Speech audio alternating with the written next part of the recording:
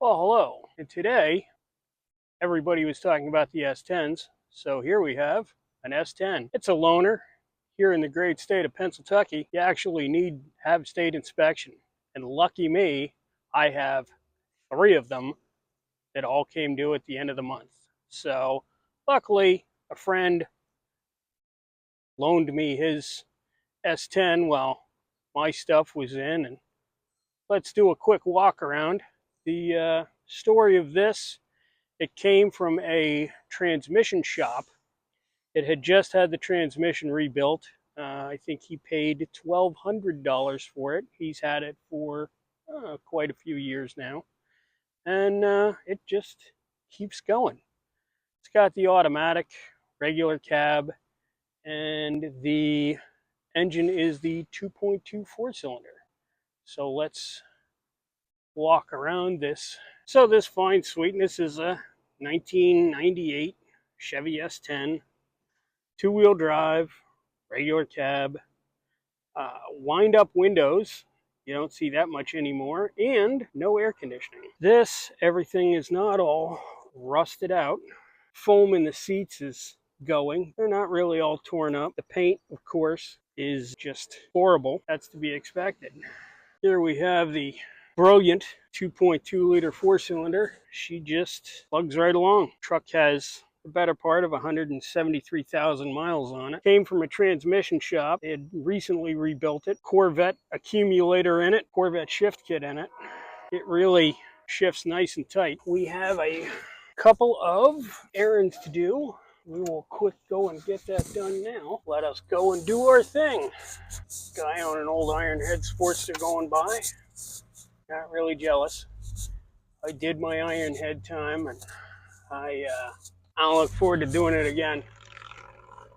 Had two 1975 Sportsters. One was kind of a street fighter. It was real hot. Me not knowing any better because it was my first Harley, I took it to the dealer. Well, old school dealers would have known what to do with it. This was an old school dealer, but it had been bought out. The rear hub on it was a Japanese flat track hub wired to the Harley rim. And of course, I said, hey, put some spokes in it. So rather than look at any of the spokes, they went in, cut them all, threw them away, ordered stock, then couldn't figure out why they were too short. So that was no good. We had to custom make spokes for it. Once they got in there, they couldn't figure out how to lace the wheel. Then the wheel had to go out and get somebody old school to lace it. Finally, my motorcycle came back. It was 3 months and $1,300 later. Came out more screwed up than when it went in. I was driving across the highway, and my front exhaust pipe on its maiden voyage fell off. The whole front pipe was throwing a flame about this long out of the front head. So I got it off an exit, and once I got it off on an exit, well, we just ended up putting it in the truck and taking it home until we could figure out what to do with it. It was my first Harley, and I was in my late teens. That particular bike, it had thunder heads on it, was flamed out. It was pretty good. I ended up selling it to a friend of mine. I forget what I even sold it to him for. He used it for quite some time, and when he finally was ready to get rid of it, he gave me first refusal. He ended up trading it in on, I think it was a 81 Shovelhead FL, and he rode that shovel for a good long time. The other 75 Sportster that I had was a Sportster Chopper. Long Springer, like a prism coffin tank, hardtail, stretched out. Thing was more than 8 feet long and probably sat about that far from the ground. In the entire time I had it, it was never right. I like to say that I was the baddest SOB sitting on the side of the road. Going back to the Harley Davidson dealer again, bike broke. I've already told the story about it breaking in the middle of the night and having to basically ride home back roads in the dark blind. So I got home and I figured out what I needed, went to the Harley dealer, got there before they closed. Basically, the guy met me at the door and he said, well, we're closing. They weren't closed yet, but they were closing. And I said, that's fine. All I need is a voltage regulator for a 75 Sportster. That's it. I'll pay cash. I don't really care about change. I'll pay, credit card, whatever you need. Just need a voltage regulator. Nope, sorry. Hold the door in front of my face, closed it, and locked it, looking me in the eye. Haven't done business with them since. I love a Harley, but what they've done with the brand, I do not agree with. They wonder why they can't get new riders. Dude, on a little Triumph, that was a pretty sweet little bike. I liked what they've done with the new Triumphs. Always kind of wanted to try one, but that never really worked out. I also like the Royal Enfields. I really do enjoy a nice, light, little small motor bike. Would I want to do a real good long trip on one? No, I would not. The nice thing about something small is you can just really wring it out. I did have an S10 like this one. I had a regular cab. Mine had the long bed, though.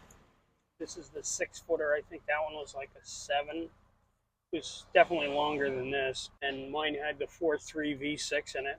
That 4.3 was a good one. Two things that I really almost can't live without. Air conditioning, cruise control. Can I live without them? Yes, because most of my cars don't have such things. But do I want to live without them? No. Those are the two things that I prefer to work. This is a perfectly serviceable truck. It just does what it needs to do. Is the most comfortable thing ever? No. Quietest thing ever? No. But just recently passed inspection. And not only did it just recently pass inspection, it didn't really need anything. And even better, no payments. This is a great truck to do truck things with. I like this little truck. In rain, snow, it is practically helpless. Another of my S10s. I had I believe it was a 95. That was the one that I told the story about. This is your frame. That particular vehicle had the 2.2 4-cylinder, same as this. And not only did it have that 2.2 4-cylinder, but it also had a 5-speed. If I treated that one real nice, I could get 28 miles to the gallon out of it. That one did not have air conditioning in it. Pretty sure the previous owner, put power windows in it.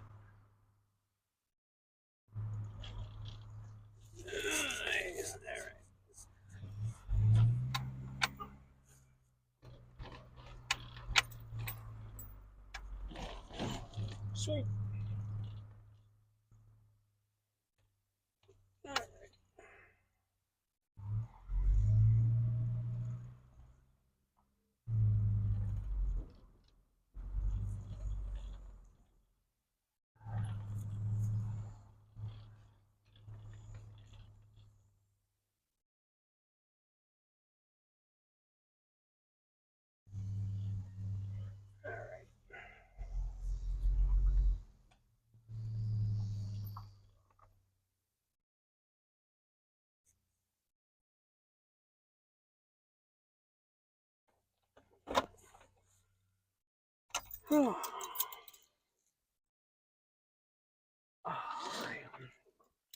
So we have completed our honey-do list. We're gonna head on home. It should be interesting. This truck is a one-wheel peeler, not posi out the back. We are parked on macadam on those tires and wood chips on this side, and these wood chips are not really solid. So I pulled over into them.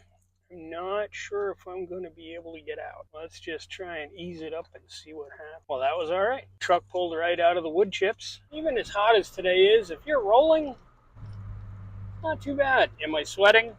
Yes. Am I sweating profusely? Yes. Maybe today I will go to the pool. I don't know. Where we're going now, there is a wildlife sanctuary. And the fun part about the wildlife sanctuary is we had a propane truck newer driver who missed a turn and decided that it would be a good idea to turn into the wildlife sanctuary. It was a 3-ton bridge and a 27 6,000-pound truck loaded. 6,000-pound bridge versus 27,000-pound truck. It wasn't good. They had to bring a real big wrecker in to lift it out. The driver was okay. I would not have wanted to be in that conversation with the safety department. Well, this has been doing errands in Sean's 1998 S10 regular cab short bed, two-wheel drive. It's been a fine little serviceable vehicle. I wouldn't mind having this truck. I wouldn't even mind. I would love to buy this thing for the boy.